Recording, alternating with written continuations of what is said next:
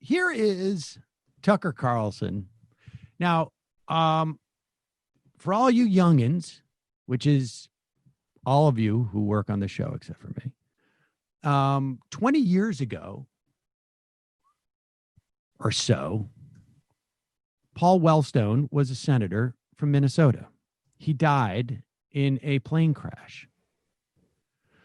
He was probably at the time the most progressive senator in the Senate, pretty close. I think he probably was. And his funeral, people talked about his values and promoted them. And in that era, this is, like, this is like, explaining to my kids, like, there were rotary phones, because this seems so ridiculous. But for months, the right wing had made, and the mainstream media made a huge issue of how the Wellstone funeral was politicized. I mean, I like it's the only thing I can tell you is I think Al Franken wrote about it in one of his early books, to go and check that out. Franken was very much inspired by Wellstone from Minnesota as well. And I say that to you because Tucker Carlson was around at that time, a snivelly little kid who was, again, doing whatever he could to sort of make his way through the conservative media ecosystem. And he brought back one of the oldies. Think about what should be. Hold on for 1 second. Think about what should be said at John Lewis's funeral. The guy's life was dedicated to the proposition that there should be nonviolent protest to get the rights of black people to vote. He was beaten near death for that. Think about what's going to be talked about at his funeral. Go ahead. American, then that's what we should do. It's hard to believe that clip is real, but it is, down to the cloying fake accent, Mr. Hawaii guy. But take 3 steps back. Imagine if some greasy politician showed up at your loved one's funeral and started throwing around stupid partisan talking points about Senate procedure. Can you imagine that? You would be shocked if that happened. You'd probably walk out. Pause it for 1 second. Let me just be clear on what he's talking about. He is talking about the filibuster. Now, he is not talking about your loved ones. Yes, it would be weird for Barack Obama to show up at some rando's funeral and talk about the filibuster. But for someone who dedicated their lives to get civil rights for black people, the filibuster was the number one tool that was used by people like Tucker Carlson to prevent that from happening. Now, Tucker knows this, but he also knows that his audience is full of ignorant people who are inclined to believe that Barack Obama's not an American, who are inclined to believe the worst about what happens when black people get together, frankly. That's, Tucker's demo. And also, coincidentally, his writing staff. But continue. Imagine that. You would be shocked if that happened. You'd probably walk out. Desecrating a funeral with campaign slogans? What kind of person would do that? But Democrats in the audience didn't seem offended. They didn't blink. They cheered. It all seemed normal to them. And why wouldn't it? Political power is their religion. It's not out of place in a church. It's what they worship.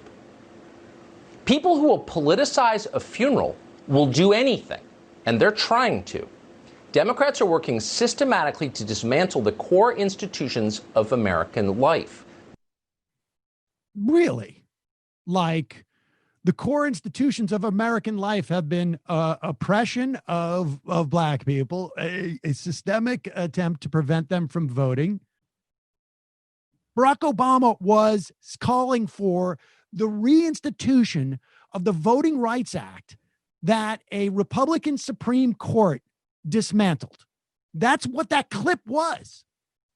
It was him saying, we've got to pass the John Lewis Voting Rights Act, which is a reinstitution of the formula in which there was pre-clearance of 14 states, a little more counties than that, that had a history of racism and preventing minorities from voting. And the Supreme Court destroyed that. Republicans refused to vote on reinstituting it over the past almost decade now, 7-8 years. And that's what he was calling for. And the idea that Tucker Carlson can go on his show and malign people for talking about it at John Lewis's funeral tells you everything you need to know about Tucker Carlson and about everyone who watches that show earnestly. Yeah. We don't go down to your fascist funerals and tell you not to talk about fascism. Exactly.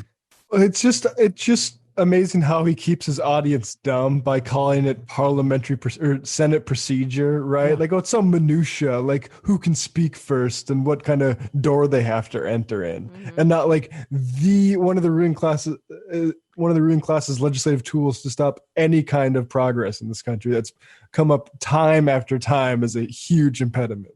What's fascinating too is that he talks about desecrating a funeral where everyone there was perfectly on board with what was being said. Yeah. Right? Like there's some type of objective standard of what funerals should be. Tucker Carlson knows it. I mean, this is where he's like, you know, like I'm curious as to like, what is that objective standard of funerals that Tucker Carlson's talking about? I mean, there is a break in the internal logic there. If you think if you think that there is not some judgment of the people there, right? Like he's saying the problem is this greasy politician who shows up and desecrates the funeral, but then within seconds he says, and everyone there in the audience had no problem with it whatsoever. In fact, they were very enthused by it, that they were celebratory, that they were expressing their love for the person who passed. And yet there is some desecration of an idea of a funeral. I mean, I think you're forgetting John Lewis's black sheep nephew, Tucker Lewis, who doesn't think black people should be allowed to vote. Apparently. But I think, you know, what's in there is a very, very subtle. It is very subtle. But you begin to tease that out. He's talking about desecrating the idea of a funeral. So he's talking there's some type of normative value. And these black people